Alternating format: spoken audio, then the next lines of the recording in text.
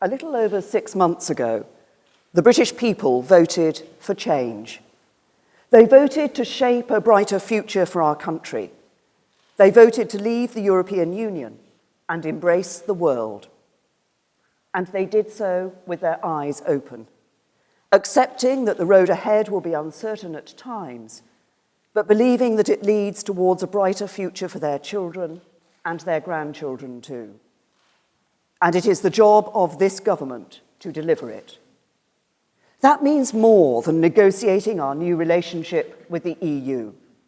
It means taking the opportunity of this great moment of national change to step back and ask ourselves what kind of country we want to be.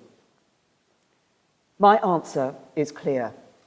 I want this United Kingdom to emerge from this period of change stronger, fairer, more united, and more outward-looking than ever before.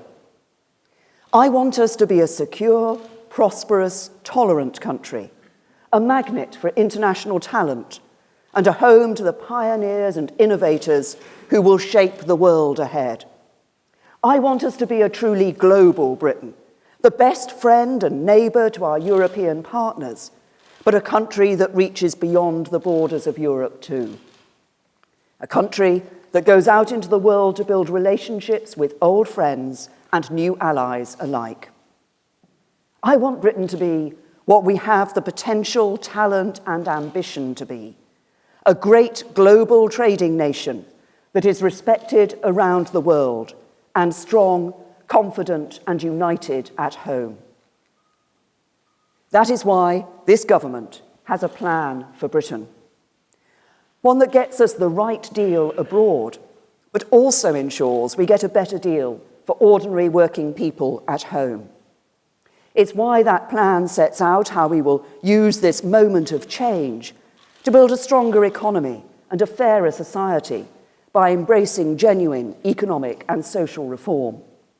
Why our new modern industrial strategy is being developed to ensure every nation and area of the United Kingdom can make the most of the opportunities ahead. Why we will go further to reform our schools, to ensure every child has the knowledge and the skills they need to thrive in post-Brexit Britain. Why, as we continue to bring the deficit down, we will take a balanced approach by investing in our economic infrastructure, because it can transform the growth potential of our economy and improve the quality of people's lives across the whole country. It's why we will put the preservation of our precious union at the heart of everything we do, because it is only by coming together as one great union of nations and people that we can make the most of the opportunities ahead. The result of the referendum was not a decision to turn inward and retreat from the world, because Britain's history and culture is profoundly internationalist. We are a European country and proud of our shared European heritage, but we are also a country that has always looked beyond Europe to the wider world. That is why we are one of the most racially diverse countries in Europe, one of the most multicultural members of the European Union, and why, whether we're talking about India, Pakistan, Bangladesh, America, Australia, Canada, New Zealand, countries in Africa, or those that are closer to home in Europe, so many of us have close friends and relatives from across the world. Instinctively, we want to travel to, study in, trade with countries not just in Europe, but beyond the borders of our continent. Even now, as we prepare to leave the EU, we are planning for the next biennial Commonwealth Heads of Government meeting in 2018, a reminder of our unique and proud global relationships. And it is important to recognise this fact. June the 23rd was not the moment Britain chose to step back from the world. It was the moment we chose to build a truly global Britain. I know that this and the other reasons Britain took such a decision is not always well understood among our friends and allies in Europe. And I know many fear that this might herald the beginning of a greater unravelling of the EU.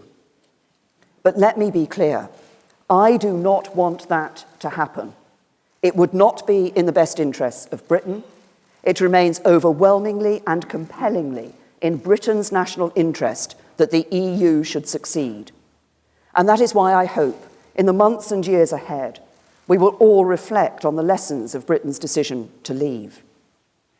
So let me take this opportunity to set out the reasons for our decision and to address the people of Europe directly. It's not simply because our history and culture is profoundly internationalist, important though that is. Many in Britain have always felt that the United Kingdom's place in the European Union came at the expense of our global ties and of a bolder embrace of free trade with the wider world. There are other important reasons too. Our political traditions are different. Unlike other European countries, we have no written constitution, but the principle of parliamentary sovereignty is the basis of our unwritten constitutional settlement. We have only a recent history of devolved governance, though it has rapidly embedded itself. And we have little history of coalition government. The public expect to be able to hold their governments to account very directly. And as a result, supranational institutions, as strong as those created by the European Union, sit very uneasily in relation to our political history and way of life. And while I know Britain might at times have been seen as an awkward member state, the European Union has struggled to deal with the diversity of its member countries and their interests. It bends towards uniformity, not flexibility. David Cameron's negotiation was a valiant final attempt to make it work for Britain. And I want to thank all those elsewhere in Europe who helped him to reach an agreement. But the blunt truth, as we know, is that there was not enough flexibility on many important matters for a majority of British voters. Now, I do not believe that these things apply uniquely to Britain. Britain is not the only member state where there is a strong attachment to accountable and democratic government, such a strong internationalist mindset, or a belief that diversity within Europe should be celebrated. And so I believe there is a lesson in Brexit, not just for Britain, but if it wants to succeed, for the EU itself. Because our continent's great strength has always been its diversity. And there are two ways of dealing with different interests. You can respond by trying to hold things together by force, tightening a vice-like grip that ends up crushing into tiny pieces the very things you want to protect. Or you can respect difference, cherish it even, and reform the EU so that it deals better with the wonderful diversity of its member states. So to our friends across Europe, let me say this. Our vote to leave the European Union was no rejection of the values we share. The decision to leave the EU represents no desire to become more distant to you, our friends and neighbours. It was no attempt to do harm to the EU itself or to any of its remaining member states.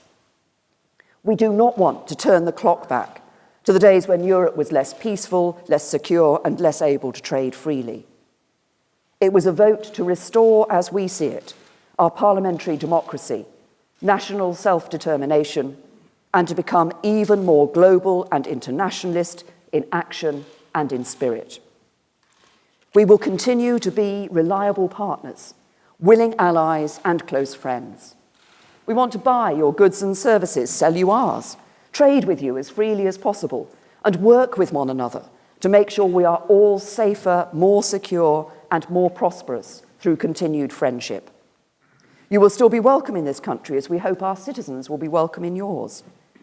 At a time when together we face a serious threat from our enemies, Britain's unique intelligence capabilities will continue to help to keep people in Europe safe from terrorism. And at a time when there is growing concern about European security, Britain's servicemen and women based in European countries, including Estonia, Poland, and Romania, will continue to do their duty. We are leaving the European Union, but we are not leaving Europe. And that is why we seek a new and equal partnership between an independent, self-governing global Britain and our friends and allies in the EU.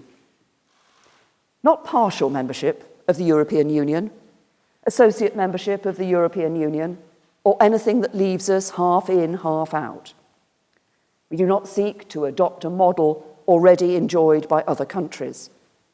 We do not seek to hold on to bits of membership as we leave.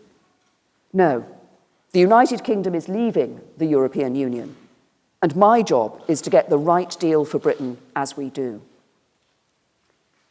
So today, I want to outline our objectives for the negotiation ahead. 12 objectives that amount to one big goal: a new, positive and constructive partnership between Britain and the European Union. And as we negotiate that partnership, we will be driven by some simple principles. We will provide as much certainty and clarity as we can at every stage, and we will take this opportunity to make Britain stronger, to make Britain fairer, and to build a more global Britain too. The first objective is crucial. We will provide certainty whenever we can. We are about to enter a negotiation. That means there will be give and take. There will have to be compromises. It will require imagination on both sides. And not everybody will be able to know everything at every stage. But I recognise how important it is to provide business, the public sector, and everybody with as much certainty as possible as we move through the process. So where we can offer that certainty, we will do so. That is why last year we acted quickly to give clarity about farm payments and university funding. And it is why, as we repeal the European Communities Act, we will convert the acquis, the body of existing EU law, into British law. This will give the country maximum certainty as we leave the EU. The same rules and laws will apply on the day after Brexit as they did before. And it will be for the British Parliament to decide on any changes to that law after full scrutiny and proper parliamentary debate. And when it comes to Parliament, there is one other way in which I would like to provide certainty. I can confirm today that the government will put the final deal that is agreed between the UK and the EU to a vote in both Houses of Parliament before it comes into force. Our second guiding principle is to build a stronger Britain. That means taking control of our own affairs, as those who voted in their millions to leave the European Union demanded we must. So we will take back control of our laws and bring an end to the jurisdiction of the European Court of Justice in Britain. Leaving the European Union will mean that our laws will be made in Westminster, Edinburgh, Cardiff, and Belfast. And those laws will be interpreted by judges not in Luxembourg, but in courts across this country. Because we will not have truly left the European Union if we are not in control of our own laws. A stronger Britain demands that we do something else: strengthen the precious union between the four nations of the United Kingdom. At this momentous time, it is more important than ever that we face the future together, united by what makes us strong, the bonds that unite us as a people, and our shared interest in the UK being an open, successful trading nation in the future. And I hope that same spirit of unity will imply in Northern Ireland in particular over the coming months in the Assembly elections. And the main parties there will work together to re-establish a partnership government as soon as possible. Foreign affairs are, of course, the responsibility of the UK government, and in dealing with them, we act in the interests of all parts of the United Kingdom. As Prime Minister, I take that responsibility seriously. I've also been determined from the start that the devolved administration should be fully engaged in this process. That's why the government has set up a joint ministerial committee on EU negotiations. So ministers from each of the UK's devolved administrations can contribute to the process of planning for our departure from the European Union. We've already received a paper from the Scottish Government and look forward to receiving a paper from the Welsh Government shortly. Both papers will be considered as part of this important process. We won't agree on everything, but I look forward to working with the administrations in Scotland, Wales, and Northern Ireland to deliver a Brexit that works for the whole of the United Kingdom. Part of that will mean working very carefully to ensure that as powers are repatriated from Brussels back to Britain, the right powers are returned to Westminster and the right powers are passed to the devolved administrations of Scotland, Wales, and Northern Ireland. As we do so, our guiding principle must be to ensure that as we leave the European Union, no new barriers to living and doing business within our own union are created. That means maintaining the necessary common standards and frameworks for our own domestic market, empowering the UK as an open trading nation to strike the best trade deals around the world and protecting the common resources of our islands. And as we do this, I should equally be clear that no decisions currently taken by the devolved administrations will be removed from them. We cannot forget that as we leave, the United Kingdom will share a land border with the EU, and maintaining that common travel area with the Republic of Ireland will be an important priority for the UK in the talks ahead. There has been a common travel area between the UK and the Republic of Ireland for many years. Indeed, it was formed before either of our two countries were members of the European Union. And the family ties and bonds of affection that unite our two countries mean that there will always be a special relationship between us. So we will work to deliver a practical solution that allows the maintenance of the common travel area with the Republic while protecting the integrity of the United Kingdom's immigration system. Nobody wants to return to the borders of the past, so we will make it a priority to deliver a practical solution as soon as we can. The third principle is to build a fairer Britain. That means ensuring it is fair to everyone who lives and works in this country. And that is why we will ensure we can control immigration to Britain from Europe. We will continue to attract the brightest and the best to work or study in Britain. Indeed, openness to international talent must remain one of this country's most distinctive assets. But that process must be managed properly so that our immigration system serves the national interest. So we will get control of the number of people coming to Britain from the EU. Because while controlled immigration can bring great benefits, filling skill shortages, delivering public services, making British businesses the world beaters they often are, when the numbers get too high, public support for the system falters. In the last decade or so, we've seen record levels of net migration in Britain, and that sheer volume has put pressure on public services like schools, stretched our infrastructure, especially housing, and put a downward pressure on wages for working-class people. As Home Secretary for 6 years, I know that you cannot control immigration overall when there is free movement to Britain from Europe. Britain is an open and tolerant country. We will always want immigration, especially high-skilled immigration. We will always want immigration from Europe, and we will always welcome individual migrants as friends. But the message from the public before and during the referendum campaign was clear. Brexit must mean control of the number of people who come to Britain from Europe, and that is what we will deliver. Fairness demands that we deal with another issue as soon as possible, too. We want to guarantee the rights of EU citizens who are already living in Britain and the rights of British nationals in other member states as early as we can. I've told other EU leaders that we could give people the certainty they want straight away and reach such a deal now. Many of them favour such an agreement. One or two others do not. But I want everyone to know that it remains an important priority for Britain and for many other member states to resolve this challenge as soon as possible, because it is the right and fair thing to do. And a fairer Britain is a country that protects and enhances the rights people have at work. That is why, as we translate the body of European law into our domestic regulations, we will ensure that workers' rights are fully protected and maintained.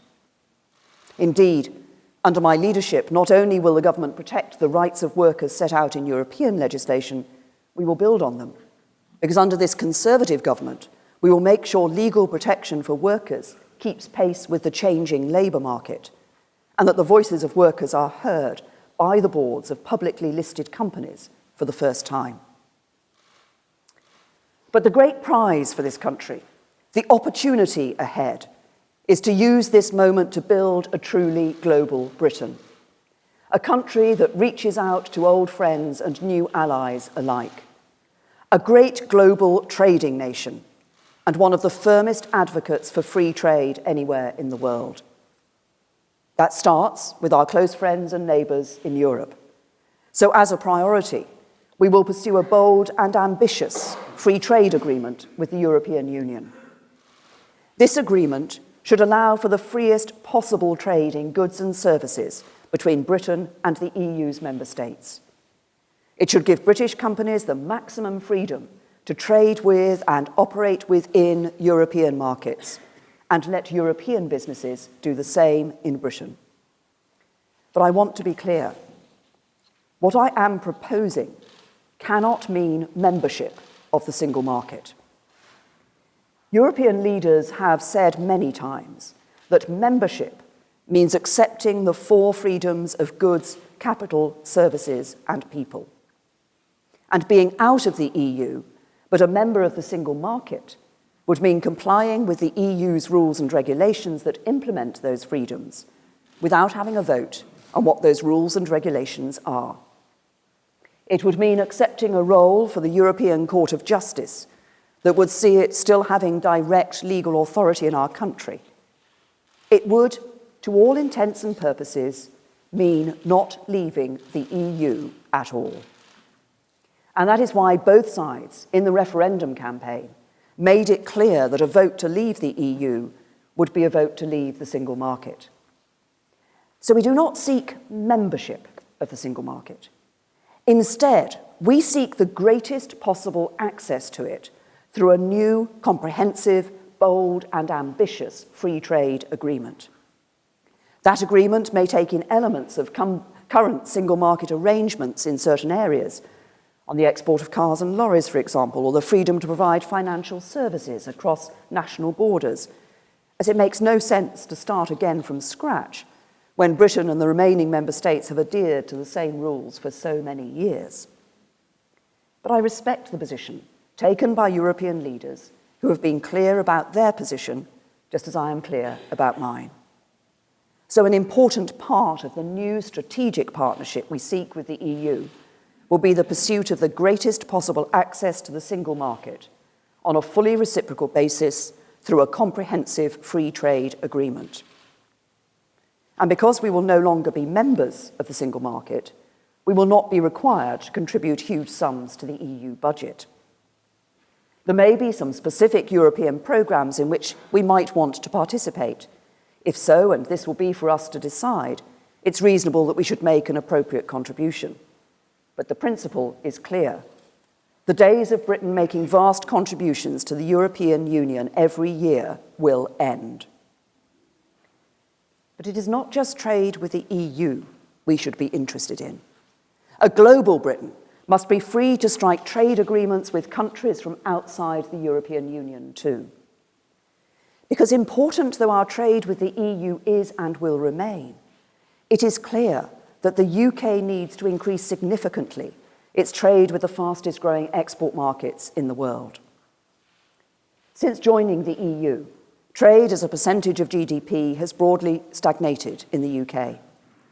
That is why it is time for Britain to get out into the world and rediscover its role as a great global trading nation.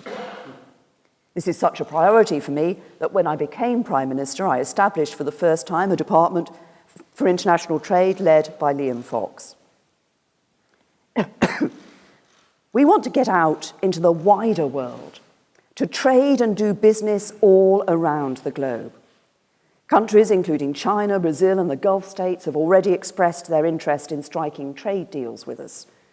We've started discussions on future trade ties with countries like Australia, New Zealand, and India. And President-elect Trump has said Britain is not at the back of the queue for a trade deal with the United States, the world's biggest economy, but front of the line. I know my emphasis on striking trade agreements with countries outside Europe has led to questions about whether Britain seeks to remain a member of the EU's customs union. And it is true that full customs union membership prevents us from negotiating our own comprehensive trade deals. Now, I want Britain to be able to negotiate its own trade agreements, but I also want tariff-free trade with Europe and cross-border trade there to be as frictionless as possible. That means I do not want Britain to be part of the common commercial policy, and I do not want us to be bound by the common external tariff. These are the elements of the customs union that prevent us from striking our own comprehensive trade agreements with other countries. But I do want us to have a customs agreement with the EU. Whether that means we must reach a completely new customs agreement, become an associate member of the customs union in some way, or remain a signatory to some elements of it, I hold no preconceived position. I have an open mind on how we do it. It is not the means that matter, but the ends. And those ends are clear. I want to remove as many barriers to trade as possible. And I want Britain to be free to establish our own tariff schedules at the World Trade Organization, meaning we can reach new trade agreements, not just with the EU, but with old friends and new allies from outside Europe too. A global Britain must also be a country that looks to the future. That means being one of the best places in the world for science and innovation. One of our great strengths as a nation is the breadth and depth of our academic and scientific communities, backed up by some of the world's best universities. And we have a proud history of leading and supporting cutting-edge research and innovation. So we will also welcome agreement to continue to collaborate with our European partners on major science, research, and technology initiatives. From space exploration to clean energy to medical technologies, Britain will remain at the forefront of collective endeavours to better understand and make better the world in which we live. And a global Britain will continue to cooperate with its European partners in important areas such as crime, terrorism, and foreign affairs. All of us in Europe face the challenge of cross-border crime, a deadly terrorist threat, and the dangers presented by hostile states. All of us share interests and values in common, values we want to see projected around the world. With the threats to our common security becoming more serious, our response cannot be to cooperate with one another less, but to work together more. I therefore want our future relationship with the European Union to include practical arrangements on matters of law enforcement and the sharing of intelligence material with our EU allies. I'm proud of the role Britain has played and will continue to play in promoting Europe's security. Britain has led Europe on the measures needed to keep our continent secure, whether it's implementing sanctions against Russia following its action in Crimea, working for peace and stability in the Balkans, or securing Europe's external border. We will continue to work closely with our European allies in foreign and defence policy, even as we leave the EU itself. These are our objectives for the negotiation ahead, objectives that will help to realise our ambition of shaping that stronger, fairer global Britain that we want to see. They are the basis for a new, strong, constructive partnership with the European Union, a partnership of friends and allies, of interests and values, a partnership for a strong EU and a strong UK. But there is one further objective we are setting. For as I have said before, it is in no one's interests for there to be a cliff edge for business or a threat to stability as we change from our existing relationship to a new partnership with the EU. By this, I do not mean that we will seek some form of unlimited transitional status in which we find ourselves stuck forever in some kind of permanent political purgatory. That would not be good for Britain, but nor do I believe it would be good for the EU. Instead, I want us to have reached an agreement about our future partnership by the time the 2-year Article 50 process has concluded. From that point onwards, we believed a phased process of implementation in which both Britain and the EU institutions and member states prepare for the new arrangements that will exist between us will be in our mutual self-interest. This will give businesses enough time to plan and prepare for those new arrangements. This might be about our immigration controls, customs systems, or the way in which we cooperate on criminal justice matters. Or it might be about the future legal and regulatory framework for financial services. For each issue, the time we need to phase in the new arrangements may differ. Some might be introduced very quickly, some might take longer. And the interim arrangements we rely on are likely to be a matter of negotiation. But the purpose is clear. We will seek to avoid a disruptive cliff edge, and we will do everything we can to phase in the new arrangements we require as Britain and the EU move towards our new partnership. So these are the objectives we have set. Certainty wherever possible, control of our own laws, strengthening the United Kingdom, maintaining the common travel area with Ireland, control of immigration, rights for EU nationals in Britain and British nationals in the EU, enhancing rights for workers, free trade with European markets, new trade agreements with other countries, a leading role in science and innovation, cooperation on crime, terrorism and foreign affairs, and a phased approach delivering a smooth and orderly Brexit. This is the framework of a deal that will herald a new partnership between the UK and the EU. It is a comprehensive and carefully considered plan that focuses on the ends, not just the means, with its eyes fixed firmly on the future and on the kind of country we will be once we leave. It reflects the hard work of many in this room today who have worked tirelessly to bring it together and to prepare this country for the negotiations ahead. And it will, I know, be debated and discussed at length. That is only right. But those who urge us to reveal more, such as the blow-by-blow details of our negotiating strategy, the areas in which we might compromise, the places where we think there are potential trade-offs, will not be acting in the national interest. Because this is not a game or a time for opposition's sake. It is a crucial and sensitive negotiation that will define the interests and the success of our country for many years to come. And it is vital that we maintain our discipline. That is why I've said before and will continue to say that every stray word and every hyped-up media report is going to make it harder for us to get the right deal for Britain. Our opposite numbers in the European Commission know it, which is why they are keeping their discipline. The ministers in government know it, which is why we will also maintain ours. So however frustrating some people find it, the government will not be pressured into saying more than I believe it is in our national interest to say. Because it's not my job to fill column inches with daily updates, but to get the right deal for Britain. And that is what I intend to do. I am confident that a deal and a new strategic partnership between the UK and the EU can be achieved.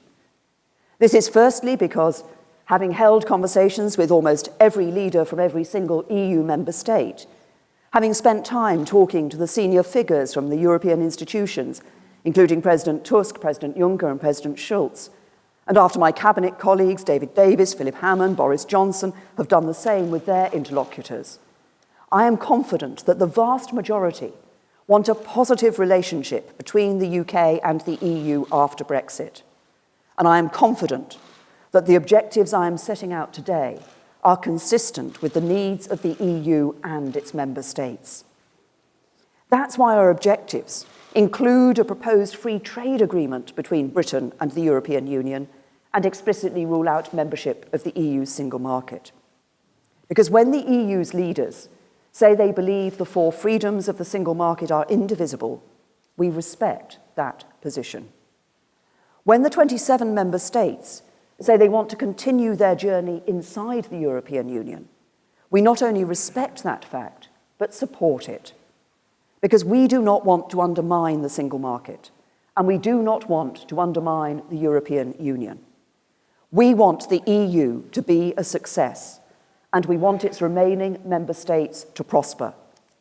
And of course, we want the same for Britain. And the second reason I believe it is possible to reach a good deal is that the kind of agreement I have described today is the economically rational thing that both Britain and the EU should aim for. Because trade is not a zero-sum game. More of it makes us all more prosperous. Free trade between Britain and the European Union means more trade means more jobs and more wealth creation. The erection of new barriers to trade, meanwhile, means the reverse. Less trade, fewer jobs, lower growth. The third and final reason I believe we can come to the right agreement is that cooperation between Britain and the EU is needed not just when it comes to trade, but when it comes to our security too. Britain and France are Europe's only two nuclear powers. We are the only two European countries with permanent seats on the United Nations Security Council. Britain's armed forces are a crucial part of Europe's collective defence. And our intelligence capabilities, unique in Europe, have already saved countless lives in very many terrorist plots that have been thwarted in countries across our continent. After Brexit, Britain wants to be a good friend and neighbour in every way, and that includes defending the safety and security of all of our citizens. So I believe the framework I have outlined today is in Britain's interests, it is in Europe's interests, and it is in the interests of the wider world. But I must be clear. Britain wants to remain a good friend and neighbour to Europe. Yet I know there are some voices calling for a punitive deal that punishes Britain and discourages other countries from taking the same path. That would be an act of calamitous self-harm for the countries of Europe, and it would not be the act of a friend. Britain would not, indeed we could not, accept such an approach. And while I am confident that this scenario need never arise, while I am sure a positive agreement can be reached, I am equally clear that no deal for Britain is better than a bad deal for Britain. Because we would still be able to trade with Europe, we would still be free to strike trade deals across the world, and we would have the freedom to set the competitive tax rates and embrace the policies that would attract the world's best companies and biggest investors to Britain. And if we were excluded from accessing the single market, we would be free to change the basis of Britain's economic model. But for the EU, it would mean new barriers to trade with one of the biggest economies in the world. It would jeopardise investments in Britain by EU companies worth more than £500 billion. It would mean a loss of access for European firms to the financial services of the City of London. It would risk exports from the EU to Britain worth around £290 billion every year. And it would disrupt the sophisticated and integrated supply chains upon which many EU companies rely. Important sectors of the EU economy would also suffer.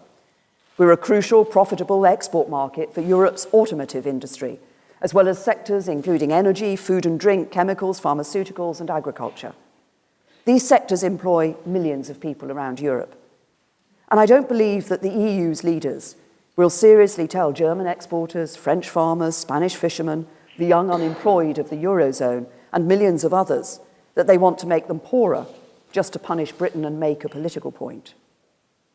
For all these reasons, and because of our shared values and the spirit of goodwill that exists on both sides, I am confident that we will follow a better path. I am confident that a positive agreement can be reached.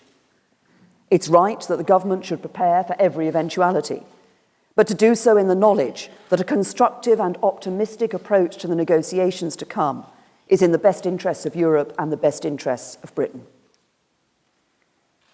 We do not approach these negotiations expecting failure, but anticipating success, because we are a great global nation with so much to offer Europe and so much to offer the world. One of the world's largest and strongest economies, with the finest intelligence services, the bravest armed forces, the most effective hard and soft power, and friendships, partnerships, and alliances in every continent.